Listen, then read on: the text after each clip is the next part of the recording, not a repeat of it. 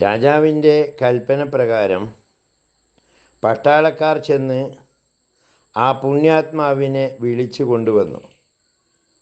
പുണ്യാത്മാവിനോട് രാജാവ് പറഞ്ഞത്, താങ്കളുടെ ദൈവിക വിശ്വാസം വിട്ടുകൊണ്ട് ഞാനാണ് ദൈവമെന്ന് ഇവിടെ വെച്ച് പ്രഖ്യാപിക്കണം എന്നായിരുന്നു.